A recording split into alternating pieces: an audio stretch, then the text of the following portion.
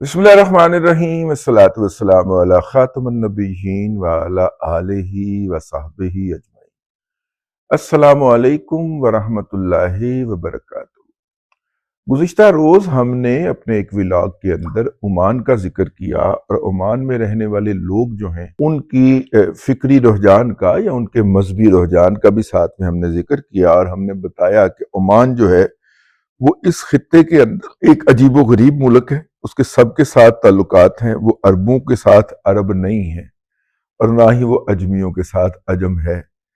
लेकिन वो ओमान है। उसके अमेरिका के साथ भी बहुत अच्छे ताल्लुकात हैं, और बैंक ऑफ ओमान जो है वो ईरान के साथ सरकारी तौर पर लेन देन की, जिसको दुनिया भर में अमेरिका की मर्जी के साथ जो इजाजत है वो है। अमेरिकी कंपनियां जिन्होंने शाह के दौर के अंदर वहां पे बहुत सारी ड्रिलिंग कर रखी थी, ज़ाहिर है जब तक वो कुआं चलता रहता है तेल का, तब तक आपको उसके रॉयल्टी मिलती रहती है। तो जिन कंपनियों ने वहां पे ट्रेल की ड्रिलिंग की थी, और ज्यादातर अमेरिकन कंपनीज थी, अब वो उनको रॉयल्टी तो मिल रही है, मुकामी तौर पे तेल फरोख्त होगा, उसके जो पैसे आएंगे तो उसमें से रॉयल्टी मिलेगी। तो ये रॉयल्टी जब मिलती थी, अब उस रॉयल्टी ने अमेरिका जाना है क्योंकि कंपनी अमेरिका की थी, तो फिर एक विंडो रखी गई, बैंक ऑफ ओमान। तो हमने ओमान का थोड़ा सा जिक्र किया, तो हमारे एक दोस्त जो कि पढ़ने लिखने से ताल्लुक रखते हैं, और हमारी खुशकिस्मती है कि हमारा व्लॉग गौर से देखते हैं, अच्छा, उन्होंने कहा कि ये जो लोग हैं ओमान के अंदर बसने वाले, इसके बारे में बहुत कम पाकिस्तानी आगाह हैं। अच्छा है कि आगाह ना ही हो पाए, ठीक है, लेकिन एक बात आपको गौर करनी चाहिए, क्योंकि पाकिस्तानियों की अक्सरियत जो है वो सुन्नी अकीदा है, ठीक है, और लेकिन जज्बाती तौर पे वो ज्यादा अपने आप को अहले तशीयों के साथ पाते हैं, ठीक है। ईरान का असर बहुत ज्यादा है नजरियाती पाकिस्तान के ऊपर, तो नजरियाती तौर पे तो अपने आप को आपने समझने कि वो नजरियात मतलब जज्बाती तौर पे तो शिया हैं, लेकिन उनकी अक्सरियत जो है वो अहले सुन्नत वल जमात से ताल्लुक रखती है। ओमान के लोगों की अक्सरियत का मजहब ना सुन्नी है, ना शिया है, ना सलफी है, यानी कि अहले हदीस, ठीक है। उनकी अक्सरियत का मजहब जो है वो अबाजी है। जिस तरह रियाजी नहीं लिखा जाता, इस तरह रे और ये की जगह पे अलिफ और बे लगा दे, अबाजी, अलिफ बे, अलिफ ज़ुआद छोटी ये, ठीक है। और ये सुन्नी और शिया से बिल्कुल मुख्तलिफ मजहब है, इसलिए इन्हें दोनों के साथ शादी ब्याह करने में कोई नहीं होता। दरअसल अब्बासी जो है ये ख्वारिज से निकला हुआ मजहब है, ख्वारिज से निकला हुआ मजहब है, और आप इन्हें ख्वारिज की बाकियात भी कह सकते हैं। इनकी अहादीस का जखीरा भी सुन्नी अकीदा लोगों से और अहले तशी लोगों से बिल्कुल मुख्तलिफ है, और सल्फी या अहले हदीस जो तमाम अहादीस को ही तस्लीम करते हुए पाए जाते हैं, वो इनकी अहादीस को तस्लीम, वो बाकी तमाम फिरकों की अहादीस को मुकद्दम जानते हैं, और अगर उन्हें वहां से कोई जवाज मिले तो उसको तस्लीम कर लेते हैं, लेकिन इनकी वो जो अहादीस का मजमुआ है उसको वो तस्लीम नहीं करते हैं। दरअसल अब्बासी ख्वारिज से निकला हुआ मजहब और इन्हीं की बाकियात है। इनके यहाँ रवायात यानी अहादीस की कुतुब जो हैं वो एक ही है, जिसका नाम तरतीबुल मसनद है, ठीक हो गया। इनके बुनियादी कायद बहुत सादा, मुख्तसर और फिकही तफासील से मुबर्रा हैं, बल्कि मुख्तसर और सादा हैं। अक्सर सुन्नी इन्हें मुनकरीन अहादीस कहते हैं, क्योंकि अब्बासी सुन्नियों की रवायात को नहीं मानते। अब्बासी जो हैं वो अहले सुन्नत के यहाँ जो अहादीस हैं, असल मौजू भी बात की है, ठीक है ना, अहादीस को नहीं मानते। अहले तशी के बारे में इनका रवैया सुन्नियों से कई गुना ज्यादा सख्त है, यानी ये मतलब स्ट्रॉन्ग किस्म के एंटी शिया है। लेकिन ये बात मैं अपने पास से डाल रहा हूं, लेकिन ये लोग किसी ऐसी सरगर्मी को फाइनेंस या सपोर्ट नहीं करते जिसके अंदर शियों पे हमले शामिल हैं, जिस तरह के दाइश वाले करते हैं, आईसिस वाले करते हैं ना जी। अब्बासी सैयदना आखिरी بات، اور اس کے بعد پھر میرے اپنے نظریات یا خیالات شروع ہو جائیں گے۔ عباسی سیدنا ابو بکر و عمر رضی اللہ تعالیٰ عنہ کو خلیفہ راشد مانتے ہیں، جبکہ عثمان رضی اللہ تعالیٰ عنہ حضرت علی رضی اللہ تعالیٰ عنہ کی خلافت کے دوسرے دور کو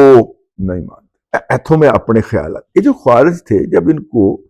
حجاز مقدس سے مار کر نکالا گیا تو یہ جزیرہ عرب کے علاقے میں دور دور بھاگ گئے۔ تو یوں آپ سمجھ لیں کہ عمان اس وقت حجاز مقدس کا ایک دور دراز علاقہ تھا جہاں پہ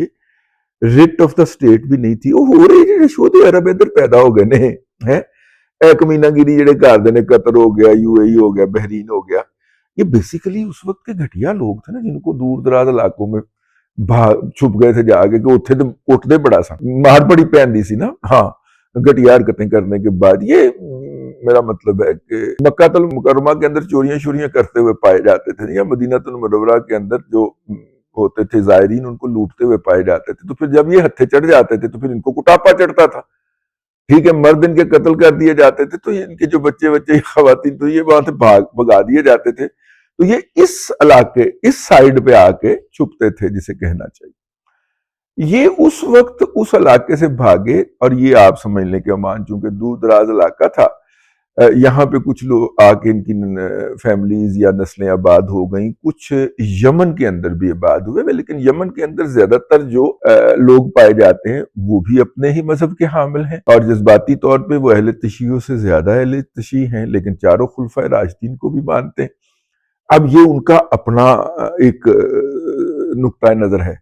لیکن وہ بہرحال ان میں سے نہیں ہے، خوارج میں سے نہیں۔ ان کا یہ کہنا ہے کہ اگر آپ تھوڑا سا جائزہ لیں، اور خاص طور پہ اوورسیز یوتھیا مجہول القوم الجاہلیہ للعقل للمحدود کا جائزہ لیں، تو ان کے پاس جتنا علم ہے اور جس طرح کا علم ہے وہ آپ کو عباسیوں کے برابر میں نظر آئے گا۔ یہ خاکسار کا کہنا ہے، ٹھیک ہے نا۔ انہیں کچھ نہیں پتا، وہ جو ہے نا وہ جعلی صوفی کی نائب سلمان احمد، وہ بیٹھ کے ایک خاتون کے ساتھ جن کا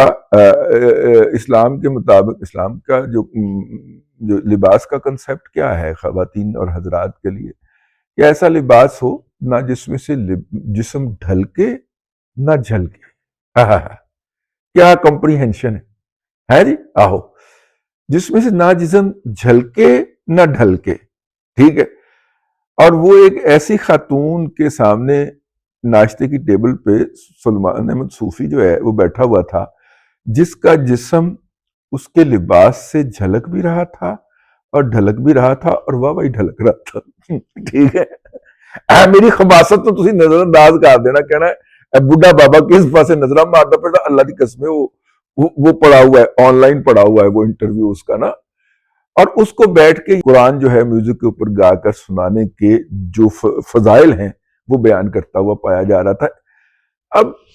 یہ جو پورا عباسی کی اگر آپ ہسٹری پڑھیں، بڑی مختصر سی ہسٹری ہے ان کی، یہ اگر آپ ان کو تھوڑا سا اور پڑھ جائیے تو آپ کو پتہ چلے گا کہ یوتھی اور خاص طور پہ اوورسیز یوتھڑ جو ہیں، اور اوورسیز یہاں پہ جو خوشحال یوتھڑ، ایک تو یہ الڈین ٹائپ کے جو اس طریقے سے وہاں پہ پہنچے، مزدوریاں کرتے ہیں، اب ہے کوئی دیہڑی لگ جائے، عمران خان کی مظلومیت بیچ کے دیہڑی لگ سکتی ہے تو لگاؤ، نہیں اے نہیں، وہ والے لوگ ہیں جو پاکستان سے وہ موو کیے ہیں، تو یہاں پہ خیری میری لبرل تھے، اسلام سے ان کا کوئی تعلق نہیں رہ گیا تھا پاکستان میں۔ وہ اسلام یا اسلامی شاعر اور عقائد کے خلاف مجسم بغاوت، اس بغاوت کے لیے اگر انہیں پیپلز پارٹی میں جگہ ملتی تو وہ وہاں پہ موجود تھے، اگر انہیں کنونشن لیگ میں جگہ ملتی تو وہاں پہ موجود تھے،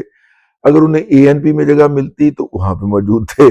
ٹھیک ہے۔ تو میرا مطلب ہے وہ موجود تھے، لیکن انہیں ایک اپرچونٹی نظر آئی، وہ پاکستان سے ہجرت کر کے یورپ اور امریکہ کے مختلف علاقوں کے اندر آباد ہو گئے، لیکن وہاں پہ جا کے انہوں نے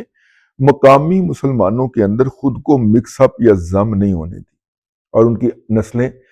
اسی ماحول کے اندر جہاں پہ نظریاتی طور پہ آپ کے پاس کوئی قلعہ دستیاب نہیں ہوتا۔ دیکھیے کسی بھی چیز کو غلط یا صحیح آپ نے کسی پیرامیٹر کے اوپر کہنا ہوتا ہے۔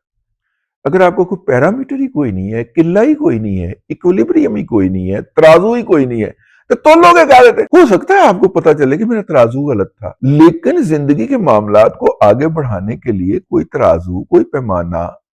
ٹھیک ہے، کوئی تکڑی وہ تو چاہیے ہوتی ہے نا بھائی۔ ان کے پاس کوئی نہیں تھا۔ ہاں، جب اس سوسائٹی نے ان کو ریجیکٹ کر دیا، کچھ لوگ تو وہ تھے کہ جو اس سوسائٹی میں آگے بڑھے، اس کے پولیٹیکل سوشو سسٹم کا حصہ بنے، وہاں پہ ضم ہو گئے، نتیجے کے طور پہ آپ کو ممدانی صاحب نظر آتے ہیں، ٹھیک ہے نا۔ یہ جو یوتھڑ بنے ہیں نا، یہ وہ لوگ تھے جن کو ان معاشروں نے بھی مسرد کر دیا اور کوئی معقول مقام ان کو نہیں ملا۔ میں یہ برقی خاندان کے چشم و چراغ، یہ زلمے خلیل زاد جیسے ان کی بات نہیں کر رہا، وہ واردات کے لیے یوتھڈ فلسفی جو ہیں وہ بیچتے ہیں۔ ان کا یہ کہنا ہے کہ یہ جو اوورسیز یوتھی ہیں، اور خاص طور پہ میں نے کہا صرف اوورسیز کہنے لگے، نہیں، تو پاکستان کے اندر بھی جو شہری علاقوں کے اندر امیر طبقات سے، اور زیادہ تر تو یہ امیر طبقات ہی ہیں نا، یوتھیا مجہول القوم الجاہلیہ للعقل المحدود، یہ بھی وہی ہے، ان کا علم بھی محدود۔ انہوں نے 70 80 اور 90 کی دہائی کے اندر اسلام کے اندر گھسنے کی کوشش کی ہے، بہت سارے فتنے جو تھے وہ وجود میں آئے، اور یہ ہمیشہ ادھورا دین لے کے نا اس کے اوپر عمل کرتے ہیں، اس کی تبلیغ کرتے ہیں۔ وہ ایاک نعبد و ایاک نستعین تو کہتے ہیں، لیکن اہدنا الصراط المستقیم کہتے ہوئے انہیں موت پڑتی ہے۔ وہ اور بھی بہت ساری اس طرح کی حرکتیں کرتے ہوئے پائے جاتے ہیں۔ وہ جناب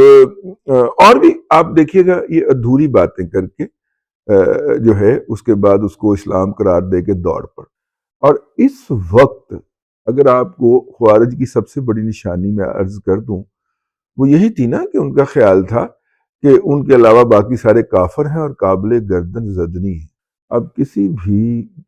گراس روٹ لیول کے یوتھیے سے بات کر لیں، ٹاپ کے اوپر بیٹھے ہوئے یوتھیے سے بات، دونوں کا یہی خیال ہوتا ہے، وہ درست ہیں، ان کا قائد عمران احمد خان نیازی درست ہے، باقی پوری دنیا غلط ہے۔ اور ہم جب چاہیں امریکہ کو درست کہہ سکتے ہیں، ہم جب چاہیں امریکہ کو غلط کہہ سکتے ہیں، ہم جب چاہیں نواز شریف کو درست کہہ سکتے ہیں، اور ہم جب چاہیں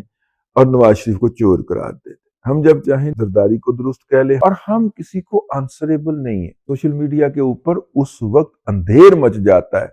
جب آپ کسی بھی یوتھڑ کے مقابلے میں اس کو اس کے برابر کی گالی دیتے ہیں، یعنی اس نے آپ کو گالی دی ہے، آپ چپ کر بیٹھ گئے ہیں، آپ شریف آدمی، آپ قابل قبول ہیں، آپ اپنے جرنلسٹ کمیونٹی میں قابل قبول۔ لیکن اب اگر آپ یہ کہیں کہ یوتھڑ نے آپ کو بہن کی گالی دی ہے تو آپ بھی اس کو بہن کی گالی دیں گے، آپ دیکھیے گا پورا سوشل میڈیا کا لاگرتھم آپ کے اوپر ٹوٹ پڑے گا، ٹھیک ہے۔ تو یہ خاص طور پہ کہ یہ عقل کل ہیں، یہ علم کل ہیں، ٹھیک ہے، یہ کامل حق ہیں، یہ والا جو خناس ان کے دماغ کے اندر سمویا گیا ہے، یہی خباثت جو تھی وہ خوارج بھی کرتے ہوئے پائے جاتے تھے۔ اگر خوارج کو اور یوتھیوں کو باہم کمپیئر کیا جائے تو آپ کو حقیقت حال تک پہنچنے میں، بلکہ حسب حال پہنچنے میں بہت زیادہ آسانی رہے گی۔ اب تک کے لیے اتنا ہی، اگلے ولاگ کے اندر پھر حاضری ہوتی ہے۔ اللہ تبارک و تعالیٰ آپ کو آسانیاں عطا کرے اور آسانیاں خلق خدا میں تقسیم کرنے کی توفیق عطا کرے۔